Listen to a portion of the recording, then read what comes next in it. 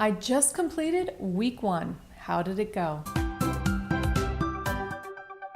Hello and welcome back. I am Jill Maurer, and today I'm talking about my experience, my little journey on the Metabolism Reset Diet. Here's the book. In case you don't know, I did do a video already on preparing for the Metabolism Reset Diet and what it is. So if you haven't seen that video, I'll provide a link up here and you can take a look at that. In this video, I'll kind of assume that you know some of it, but I will talk to you about my experience with week 1. I'm going to break that down by talking about the food, water, exercise, challenges, results, and looking forward to next week. First of all, the food. And I'm actually going to start talking about the food by talking a little bit about water, because you start every single day with a glass of water with lemon juice in it. Lemon or lime juice, that's how you start every day. Within an hour of waking each morning, you have your first shake. And I really enjoy a lot of the recipes he has for shakes. He has several recipes, and he also kind of gives you a formula for being able to develop your own recipes. Usually the recipes have water and ice in them.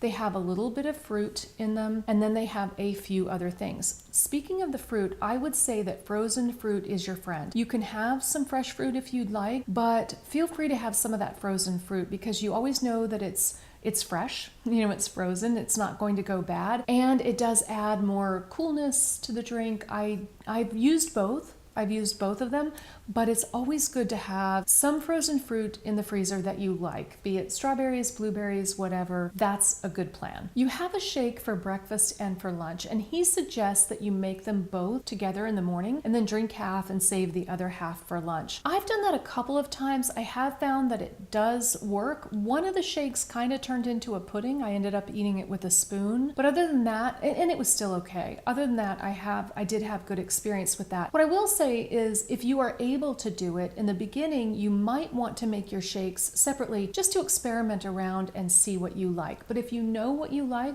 maybe just make them together. Every shake has ice and water in it and some sort of fruit, and breakfast and lunch is when you eat your fruit. After that, you don't eat any more fruit. In addition to that, you have what he calls RS, and it's resistant starch, and that has been shown to increase weight loss. I think maybe he had some sort of starch you could buy. I'm not sure. There might be some commercially available. The one that I went with, he offers you some other things, and I do two things. One is you can use aquafaba, which is or maybe aquafaba. It's the liquid, from making chickpeas, or the liquid in a can of chickpeas. And I've used that when I've used the chickpeas in a recipe. I will save the liquid, so I've used that sometimes. But usually I use this green banana flour. I just got it at Whole Foods. I'm just showing you only because these were not familiar to me, so it's kind of nice to see them. And this is the one I chose. He does have a couple of other options. I don't remember what they are. I picked one.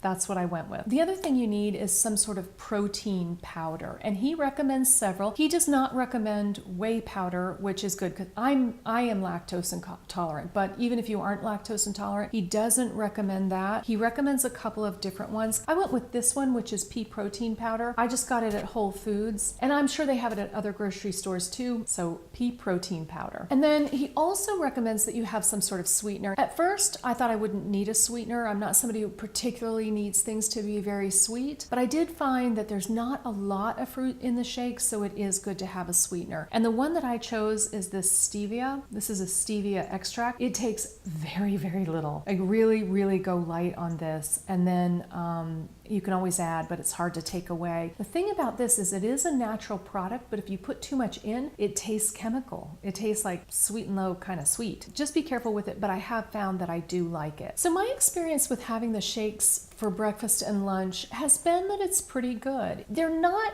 as good as the shakes that I would make otherwise, because they have these powders in them. And at first they were a little bit gritty. And what I learned, he says to run the blender for 3 to 5 minutes. I think that is an amazingly long period of time. I do have a high-powered blender, but I did find I wasn't running it long enough. If you do run it longer, it will get less gritty. Now, the thing about it is, though, it also warms up the shake. It's not as cold. So what you can do, you can blend it for a while, and if it warms up too much for you, which it doesn't normally for me, it's still cool, it's just not cold, but you can always put a little more ice in it right at the end and blend that in, because the running of it for a long time has to do with getting those powders to really dissipate disintegrate. But I have found I think there was only one shake recipe that I didn't care for, and it's not that I really disliked it, I just didn't care for it. The others I like. Some of them I like a lot. So just go with your own taste and make sure that you are getting something that you like. And if there's one that you like and you want to have it every day, do that. Or if you're somebody who likes variety, do that. In addition to the 2 shakes, you have a dinner, you have a meal, and I have found the dinners to be very good. The recipes are very good. Again, I don't eat meat, I do eat fish, but I have made the fish recipes, and then I have made some of his chicken recipes and just substituted tempeh or soy for it, and I have enjoyed them. He also tells you how to construct a dinner on your own, and I've done that a couple of times. Here's what's really important though, is the free food category. You have certain free foods that you can have as much as you want. Don't dismiss that. A lot of them are vegetables, and you might be going, oh, you know, I don't want to eat that many more vegetables. You don't really have to. There are some good free food recipes in the back, but there are also some things that are very good that are free that aren't quite vegetables. One is broth. I have found that if I had broth, and even especially with a little bit of miso added, which you can do, that feels like a satisfying little mini meal or snack to me, especially at night. If I've already had dinner and I just didn't feel satisfied enough, it really helped me. Tea is another thing. I use dandelion tea. You can have any kind of herbal teas, and there's a dandelion tea that I love made by Ticino, which is very good. It almost has sort of a coffee-like flavor. I mean, it's not quite coffee, but it's richer than a normal tea that I really enjoyed. Another thing, which is technically a fruit, but he does let you have it, are cherry tomatoes. And some cherry tomatoes can be very sweet. After you're on this diet for a while and you've had no sugar, they'll get sweeter and sweeter. I found this one called Sugar Bomb, and they are like little sugar bombs, but anywhere that you can find a really sweet cherry or grape tomato, those are wonderful to munch on. The other thing I did make his beet and fennel soup, which was pretty good. I may next week make my own vegetable soup from free vegetables. If you make the vegetable soup and then blend it, that's the way I like it best, because then it feels creamy and rich. But whatever you do, make sure you have a plan for your free foods and that they are nearby and that they are things that you actually like. One other thing I will say is pickles. I don't normally like pickles. I almost dismissed his pickle suggestion, but my son eats certain pickles, and we're not talking about pickles that you find in a jar, you know, in the grocery store. You need to be looking in the refrigerator section. The right pickles are in the refrigerator section. He recommends a brand that my grocery store did have, but there is a local brand here that I chose to use because my son loves them, and I did eat quite a number of pickles. I probably ate more pickles in the last week than I have in my entire life up until then, but I really did enjoy them. It's very important that you just make sure that you have some free things around you that you really enjoy. The further I got in the week, the less I needed these, but they're still nice to have around. Next is water, and what he recommends is that you have 8 glasses of water a day. He lots it out for you during the day. So you have the glass of water with the lemon first thing in the morning. I think you have another glass when you exercise, you know, he measures it out for you. And I started out by doing that, by having 8 ounces each time. But you know, life gets hectic and I would sort of forget. It was hard for me. It's not that I would forget to drink the water. I would forget what number I was on. It was just hard for me to keep track. I did it for a couple of days, but then I came up with another system. And what I did was I do drink that 1 glass in the morning, and then I have a 3-cup water bottle that is made of glass with rubber around it that I can take with me, and I would just sip through the day and know that when I finished one of those jars, I had done 4, the 3 in the jar plus the 1. Then I have another jar in the afternoon, which brings me to 7, and then 1 glass of water after dinner. You could also do a mason jar. You could do 2 mason jars, a quart each.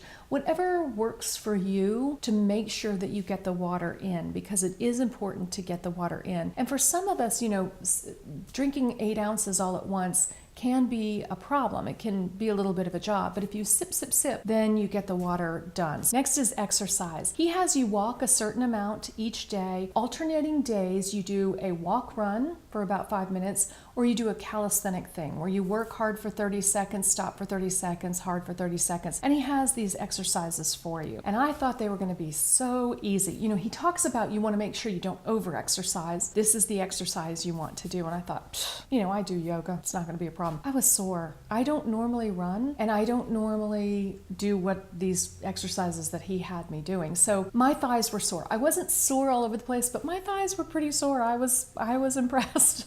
So it really doesn't seem like a lot of exercise. It was pretty much exercise, but it's also really as much exercise as you make it. You don't have to run. You could jog, you could walk fast, just faster than you were walking. And then with the calisthenics, he has ways to taper it down, and you know, you do as many as you can do. So whatever pace you set for yourself, you can set for yourself. But I was humbled a little bit with that exercise. I will say that I haven't been perfect about the exercise. The first week I did miss a day of exercise. I need to figure out what to do on a very rainy day when I don't want to go out and walk. Maybe I could do a little bit of yoga. I'm not sure, but I did miss a day that was a walk-run day. Now I'm going to talk about the challenges. I think for a lot of people, one of the biggest things of feeling bad would be detoxing off of caffeine. And I mentioned this in the other video. I had gotten to a point where I was drinking coffee throughout the day, and I realized I was addicted to it, and I got myself off of it, and it was a painful process. I did not have that to deal with, which was good, because that could be a little harder. If you are addicted to caffeine, you might want to get yourself off that before you start this, because for me anyway, it involved a little bit of Advil to make myself comfortable enough to really be able to get myself off of it. Other than that, I didn't really crave anything.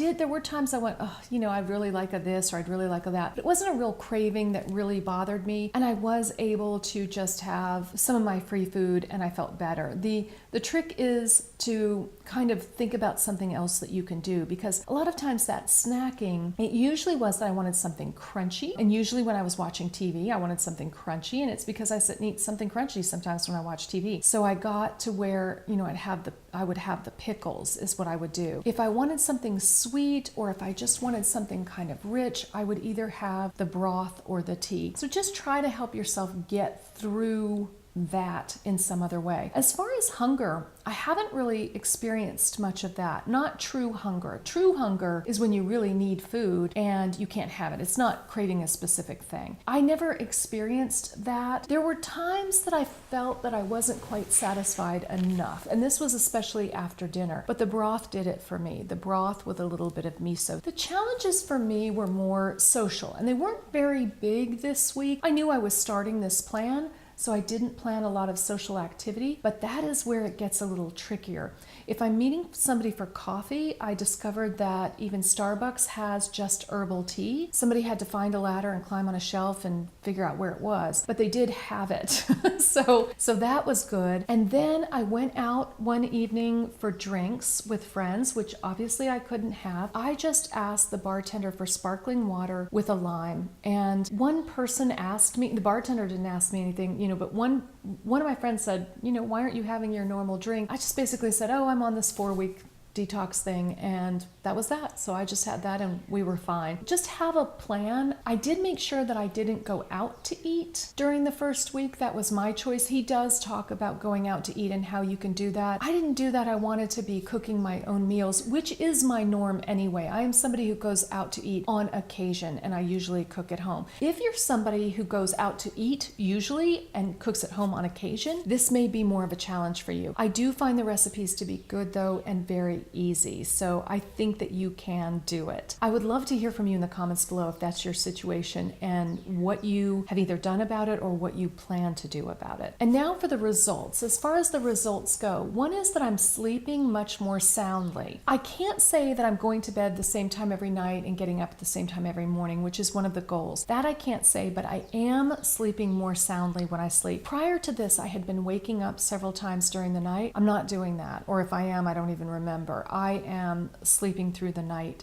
for sure. I feel really very good on this diet, and it's surprising a little bit how good I feel. And I've been trying to work out why precisely that is, because I do eat a fairly healthy diet. I think it may be wheat for me. Now, this is just a personal thing. I have a feeling that maybe I shouldn't be eating wheat on a normal basis. I will experiment with that a little bit more, but I do have to say that I feel very good on this diet. The way that he recommends that you measure your success on this diet is not by weight, which I still did measure. It is by measuring your waist. And what he says is not to suck in when you measure it, but to relax when you measure it. And I recommend that. I measured it both ways, and the relaxed way, I lost 1.5 inches off my waist. The suck in way, I lost 1/2 inch off my waist. And I think it's just, I don't know what it is exactly, but the amount you suck in varies, so I do think it's better to do it the relaxed way. Or if you want to measure the suck in way, make sure that you're measuring it the other way as well. As far as weight loss, I lost 5 pounds in 1 week. That's a lot for me, especially at my age,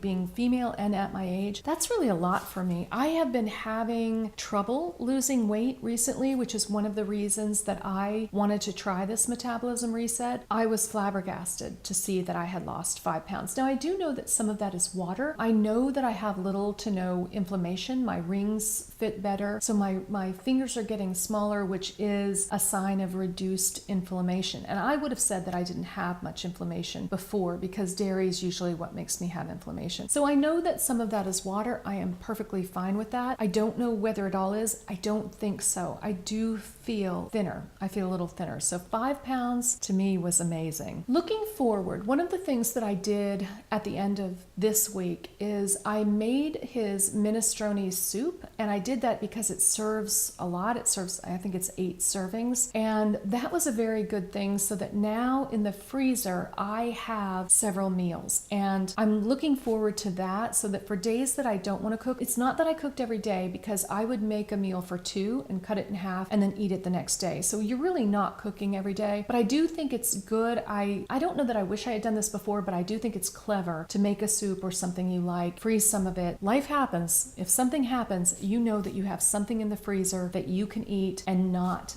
derail from this plan. I will be doing a video after every week, so 2, 3, and 4, and then I will do a video a month after that to let you know how it went, if I gained the weight back, if I continued losing weight, if I stayed the same, just kind of what maintenance is like and where I went from there. If you like this video, please like it and share it. I think there are a lot of people who could really use this information. I am a jewelry designer. Normally I talk about jewelry, luxury, and design. If that is something that is of interest to you, please subscribe. I've challenged myself to upload a video every single day for the year 2019, and I would love to see you here again tomorrow. Until then.